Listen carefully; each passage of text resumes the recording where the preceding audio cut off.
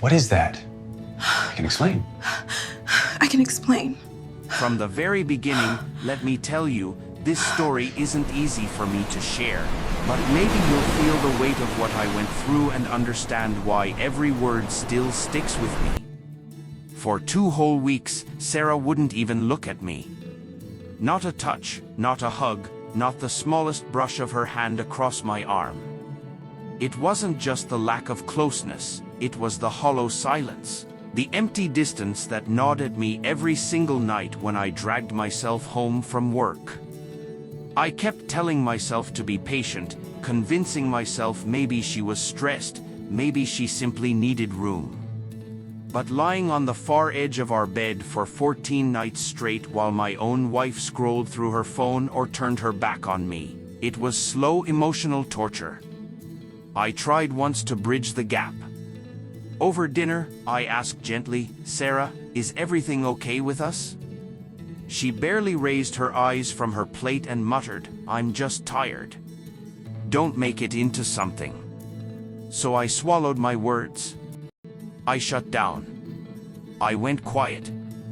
I let the frustration simmer and claw at me from the inside. Then, on the morning of day 15, everything flipped. Out of nowhere, Sarah was suddenly warm again. She kissed my cheek before I left for work, even called me babe, something she hadn't done in weeks. I almost let myself believe, just for a second, that maybe the dark cloud was lifting. But that evening, the truth surfaced. I walked through the door, and there she was on the couch, wearing that look she always had when she wanted something. "Ethan, can I talk to you about something?" she asked sweetly. I sat down, curious, cautiously hopeful. "Sure. What's on your mind?" She hesitated, then said, "I need $2,000. There's this course I want to take. It's about personal growth and self-discovery. It would mean a lot if you supported me." Something inside me snapped right then. 2 weeks of being treated like a ghost, like a roommate, and suddenly she wanted $2,000, as if nothing had happened. I stared at her, calm but steady, and said, "Sarah, for 2 weeks you've acted like I don't even exist. And now you're asking me to drop $2,000 for your self-discovery? You ignored me for 14 days. Maybe you can discover how to pay for it yourself." Her jaw dropped. "You can't be serious," she said, her voice rising like I'd just insulted her soul. "This is important to me, Ethan. You know I've been trying to work on myself." I stayed collected. "I'm not saying you can't take the course. I'm saying I'm not funding it while you treat me like a stranger. 2 weeks, Sarah. 2 weeks of silence, and the only time you reconnect is when you need money.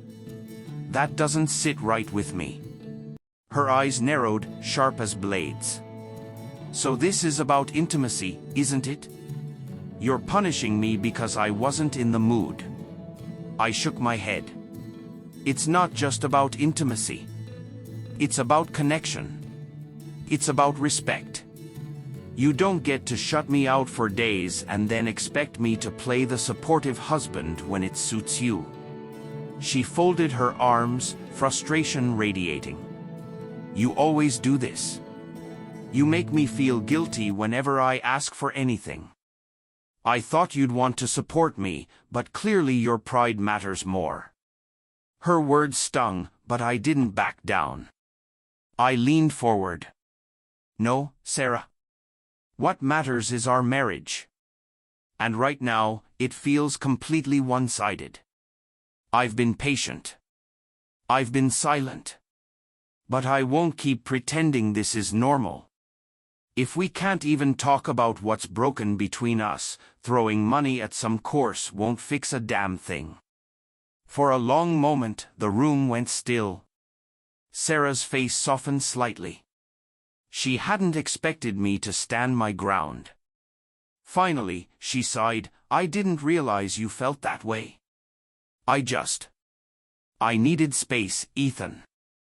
Work has been overwhelming, and I didn't want to dump it all on you.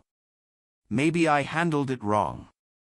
It was the first flicker of accountability in weeks. But I wasn't ready to let her off easy. You don't get to take space at my expense, Sarah. We're supposed to be a team. When you shut me out, it makes me feel like I'm alone in this marriage. She looked down, biting her lip, clearly torn. For the first time in days, I saw something vulnerable in her eyes. The silence pressed heavy. She was wrestling between fighting or listening. Finally, she admitted softly, "I don't want us to feel like strangers. I guess I didn't realize how much I was pushing you away. I didn't think you'd notice." Those words cut deeper than anything. Of course I noticed, Sarah.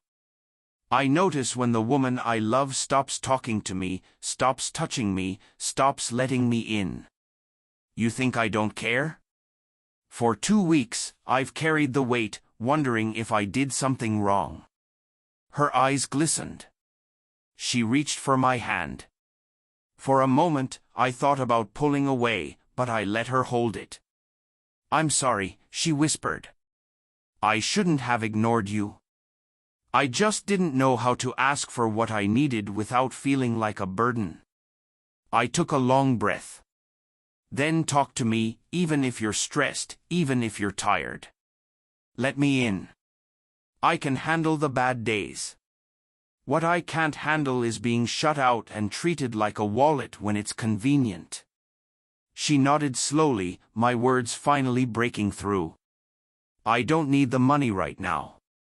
Let's fix this first. Can we start over?" It wasn't a perfect fix, but it was something. I squeezed her hand. "Starting over sounds good. But it has to go both ways. No more silent treatments. No more pretending everything's fine when it isn't." That night, for the first time in 2 weeks, we actually talked. Not just about her course or my frustration, but about everything we'd been bottling up. By the end, she didn't mention the $2,000 again. And when she finally reached for me, it wasn't out of guilt or manipulation, it was real. I realized something important then. The best way to be heard isn't shouting or begging, it's drawing a line and standing firm. My refusal wasn't punishment. It was a reminder that marriage is built on mutual respect. I deserve to be seen, not just when there's something to ask for, but every single day. And if you've ever been in my shoes, let me leave you with this: don't let silence define your love. Speak up. Hold your ground. Because the truth is, if they value you, they'll listen. And if they don't, well, maybe that tells you everything.